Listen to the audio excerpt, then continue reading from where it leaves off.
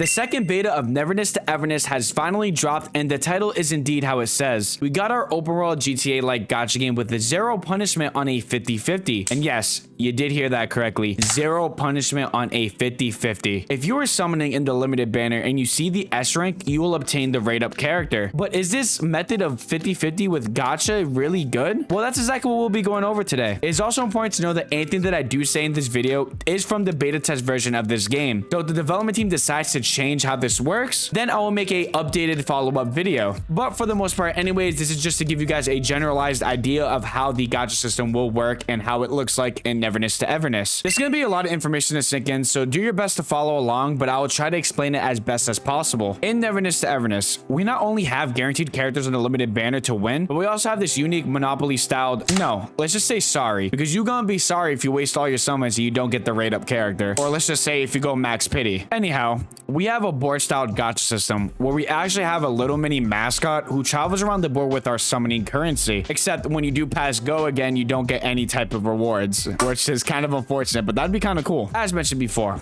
our summoning currency is a dice that we roll. Hopefully this is starting to make sense now. Just so you know, the gacha currency in this game we can buy limited banner pulls or standard banner pulls are called analysts, and I probably butchered that like I do with a lot of things, so don't make fun of me for it, please. There are a total of 2 different type of gacha pulling currency, as of course in most gacha games, as I just mentioned before. You have solid dice, which are your limited banner currency, and fabricated dice, which are for your standard banner. When you roll one of these dice, that is how many steps your little mascot will take. I'm sure you're already starting to put 2 and 2 together, but now I bet you're wondering how exactly you can roll into an S tier character. Well, it's not exactly easy. I would say unless of course if you are lucky, which is how all these gacha games work, no skill involved to get the character you desire. So within every 10 rolls, you can get a class A item or an apprentice chest, which are these purple crates around the board game. An A class item will guarantee you either a B class arc, and real quick, arcs are your character's weapons in this game. Just in case if you didn't know, which I'm sure a lot of you guys don't since this game is in beta and I'm giving you information, so you know how that goes. Or you can obtain a S ranked character from the class A item. While rolling, you have a chance to land on the hero chest or class S item, which gives you an even higher chance to obtain an S ranked character. So essentially, you want to land on the gold tiles more than the purple ones because landing on the gold tiles will give you a better chance to obtain the character you are going for. You can still get a B class arc from the hero chest as well, but you will be rewarded with 2 bonus warp pieces. And these warp pieces materials can be used to obtain more gacha currency and duplicates of standard banner characters. If this remains like this, I'm gonna be honest, it's probably gonna be worth to re-up on your limited banner dice because there is not a way to actually buy limited banner character duplicates, much like Wuthering Waves. There's also a roll again tile where if you land on it, you will be given back a dice roll or essentially another gacha summon, which is actually pretty unique to this game, but you have to land on it in order to obtain it. Again, coming down to that luck factor. Next up, we got the miracle box. If you land on this, you will obtain a random A class arc. There is also warp chest boxes and lost chest boxes, which is more currency to help you buy materials and more gacha summons. And finally, last thing on the board, we have the Slumberland, which brings up Nekopita. What? And I'm not even gonna try to pronounce it because I will spend all day trying to record this, so we're just gonna go with that. I'm out, man. If you can catch it within 3 dice rolls, you will receive its stash, and the stash has some really nice rewards. But again, that's all coming down to that luck factor. Last important detail about this gacha board game is that when you reach hard pity or 70 summons, the board will modify itself to give you an easier time to actually pull the ST character on the banner. So if you reach 90 pity, you are ultimately just the most unluckiest player. Of course, if you are on the standard banner, this will be randomized because standard banner characters aren't a selection for a rate up. Also, I almost forgot, if you land on specific tiles, it forms a path for you to cross over to get a higher rate up chances or even the rate up or an S tier character. Also, a very important thing that I forgot to tell you about the standard banner. Yes, there is a beginner's banner, which is a discounted rate of 40 summons total, each 10 summons costing 8 fabricated dice. Once you reach the maximum pulls of 50, if you did not receive an S tier character, or even if you did, you do get a free S tier selector, which will guarantee you a S tier character from the standard banner of your choice. Which if the development team does not change this, then reroll accounts will be less necessary, which all in all values your time so you don't have to sit there and reroll for hours and hours and hours. Next up, let's talk about the weapon banner. Oh wait,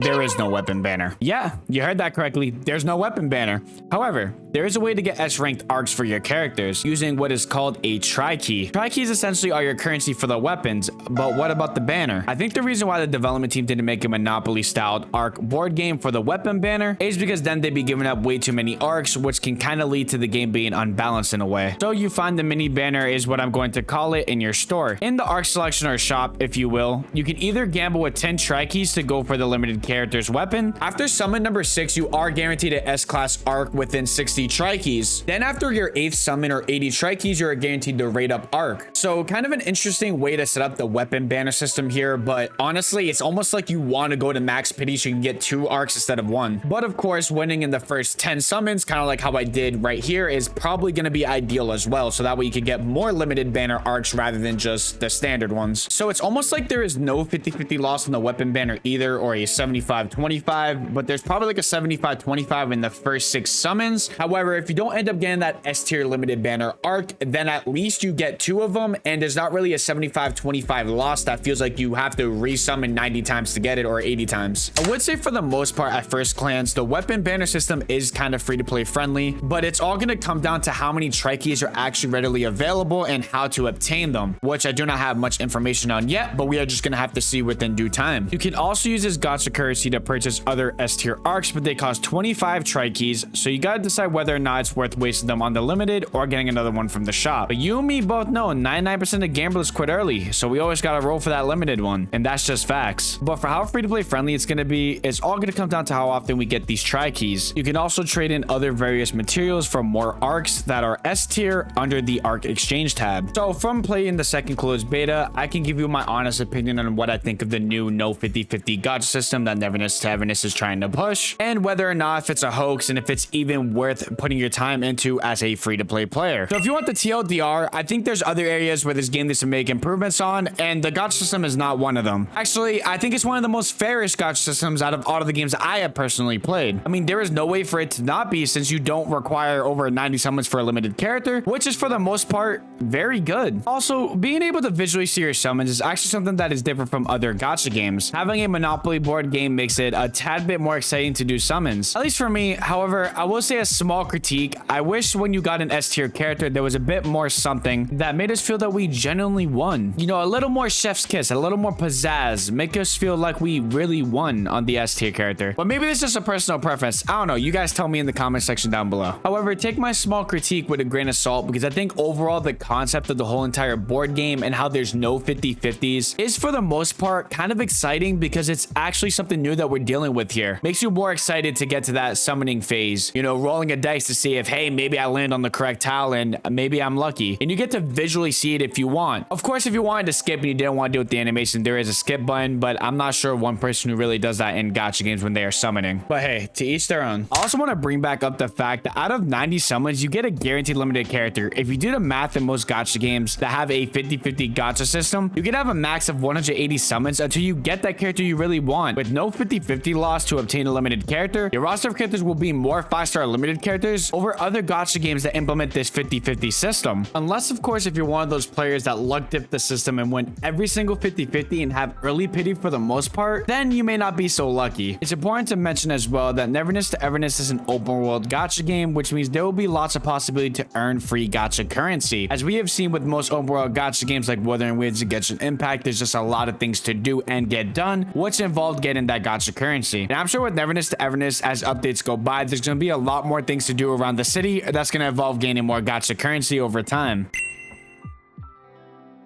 Oh, it's time to gamble! Yo!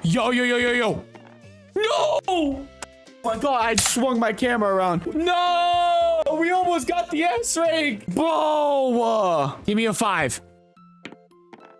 Yo! Yes! 1. Please. Give me a 1. Give me a 1.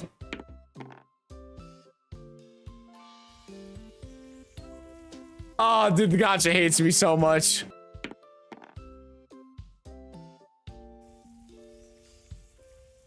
Let's go! Hey, need a hand?